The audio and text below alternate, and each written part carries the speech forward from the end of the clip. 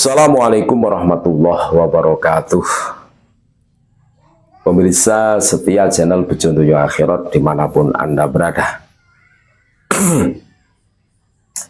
Kami menemukan tulisan dari seorang Gus, namanya Gus Said. Nah, ya kalau dari tulisannya ini kami bisa menyimpulkan ini masih menjadi mukibinnya geng Pekalongan. Nah, apa tulisannya? Penasaran ya? Kami akan membacakan. Abah Lutfi dan Thorikoh, dua hal yang tak terpisahkan. Jadi judulnya saja itu seakan-akan Abah Lutfi itu sudah menjadi satu dengan istilah Thorikoh. Ibarat sudah mendarah daging, tidak bisa dipisahkan. Wow. Renungan bagi yang ingin tahu kenapa ada Jatma Aswaja. Wah. Keren. Abah Kiai Haji, loh hajinya kapan? Apa pernah haji? Muhammad Lutfi bin Yahya bukanlah sosok yang meminta jabatan. Loh, kok bisa? Terus kemarin ketika mimpin Jatman 4 periode, satu periode kan 5 tahun, 5 kali 4 20 tahun memimpin Jatman kan, ibarat NU menyerahkan salah satu rumah kecilnya kepada beliau, akan tetapi sertifikatnya ibaratnya dirampok. Terus di SK Kemenkumham menjadi Patman, ya kan?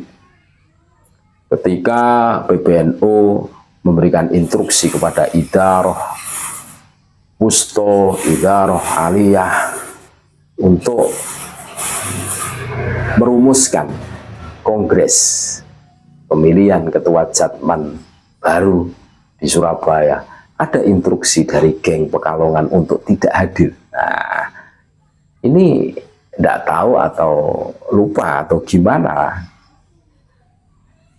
Terus hari ini kita semua dikagetkan dengan deklarasi Jatma Aswaja.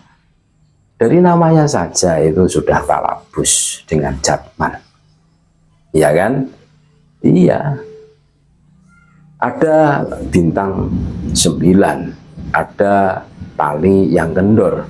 Itu salah satu ciri khas NU, saudara-saudaraku.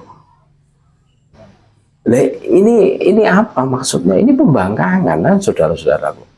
Iya. Kok dinarasikan bahwa Habib Lutfi bukan sosok yang meminta jabatan? Ini maksudnya apa lagi? Apalagi mencari kedudukan.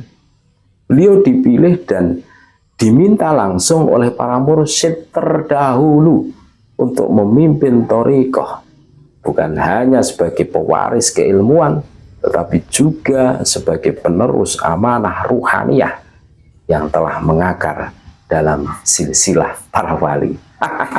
Luar biasa narasi yang dibangunnya. Kepemimpinan beliau dalam Thorikoh bukan hasil musyawarah duniawi atau perebutan posisi, tetapi amanah ruhani yang datang dari para guru mursyid lintas negeri, dari dalam dan luar negeri, yang mengenali kemurnian hati, keluasan ilmu, dan kebersihan niat beliau. Wah. Oleh karena itu, keberadaan beliau sebagai pemimpin Thorikoh tidak dapat dipisahkan dari jati diri beliau sebagai pewaris amanah para wali. Jika ada yang tidak menerima kenyataan ini, bahkan mencoba menjegal, menurunkan atau menggantikan beliau, maka sungguh mereka sedang berhadapan bukan hanya dengan sosok Abah, tetapi dengan amanah para guru-guru suci, penjaga mandat Thorikoh yang bersambung sampai kepada baginda Nabi Sallallahu Alaihi Wasallam. Abah tidak mungkin mengkhianati amanah para guru-guru mursyid, apalagi menyerahkannya kepada mereka yang masih diperbudak oleh nafsu dunia, haus pangkat, mengejar jabatan, dan mendamba kemasyhuran. Thariqah adalah jalan untuk mensucikan diri, bukan ruang untuk memperluas pengaruh atau mencari pengikut. Ia adalah perjalanan batin yang hanya bisa ditapaki oleh mereka yang telah berdamai dengan jiwanya, menundukkan nafsunya dan mematikan hasrat dunia dalam dirinya. Wah, tulisannya ngeri nih. Lirboyo 3 Mei 2025. Gus Said ini. Masya Allah, luar biasa. Jadi begini saudara-saudaraku, memang kelihayan, kepintaran para kabib berbunglon ria ini tidak diragukan lagi, sehingga umat itu menjadi bingung. Iya, bagaimana tidak bingung? Mana kebaikan yang harus diikuti, mana keburukan yang tidak diikuti? Ini menjadi ambiar semua. Ya, kita sebagai warga NU, ya kita memilih Jatman. Bagi pengamal thariqah ya masuknya ke Jatman saja. Terus pertanyaannya, selama Abah Lutfi ya memimpin Jatman, apa yang disumbangkan kepada Jatman? Apakah punya gedung? Tidak ada, mungkin digunakan sendiri, ya kan? Justru malah ibaratnya dicuri sertifikatnya, berubah menjadi Patman, perkumpulan ahli thariqah al-mutabaroh, kan gitu dah. Apakah tidak berpikir sampai ke situ kan? Cobalah cross check bagaimana kelakuan ini. Belum lagi pemalsuan makam, ya kan? Sudah banyak bukti yang kami sampaikan, kami publiskan. Kok masih ada orang-orang yang di sini bila mati-matian dengan bikin narasi-narasi yang mohon maaf, ini 180 derajat bertentangan dengan fakta dan realita. Pembangkang kok dibela. Iya kan? Ya kita tengoklah bagaimana Jatman selama dipegang Habib Lutfi itu. Apakah punya gedung sendiri? Tidak ada.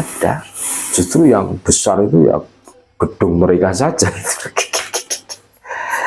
Ini sebagai bukti nyata. Makanya ini sebuah iktibar ya buat kita semua untuk menjadi pribadi yang dewasa lah. Pokoknya kita jangan terpengaruh dengan tipu daya, bujuk rayu. Kalau tidak sesuai dengan fakta dan realita, ya kan? Terima kasih, tetap NKRI harga mati, Nusantara milik kita. Assalamualaikum warahmatullahi wabarakatuh.